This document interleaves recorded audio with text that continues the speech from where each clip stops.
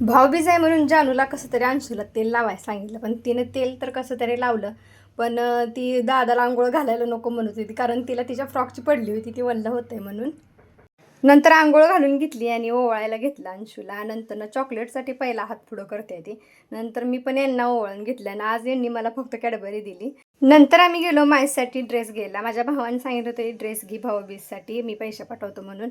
आणि काल जो मी व्हिडिओ टाकला होता त्यात यांनी व्हॉइस ओव्हर केलता आणि तो व्हॉइस ओव्हर करताना आमची नुसती मस्ती चालली होती. तर मी तिला ह्या वर्षी आणि तो व्हॉइस ओव्हर करण्यात आम्ही तास 2 तास घालवला आणि संध्याकाळी जायचं होतं आम्हाला यांच्या बहिणीकडं, कारण भाऊबीज आहे म्हणून तिनं बोलवलं होतं जेवायला.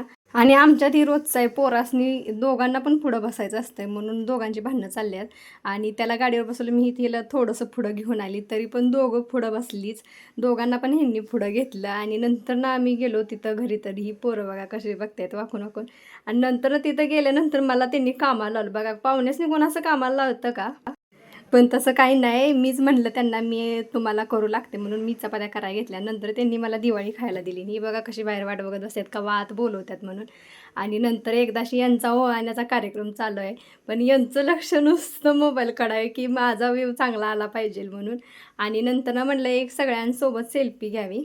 आणि सेल्फीसाठी माझ्या हातात दुसरा कॅमेरा होता आणि मी माझा कॅमेरा लावला होता व्हिडिओसाठी. तर यांचं सगळं लक्ष व्हिडिओच्या मोबाईलमध्येच चाललं होतं.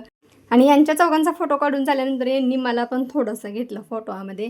आणि नंतर ना मग सगळं झाल्यानंतर जेवायला बसलो आम्ही. जेवताना ह्यांच्या गप्पाच नुसत्या रंगल्या होत्या आणि नंतर मग आम्ही आलो घरी.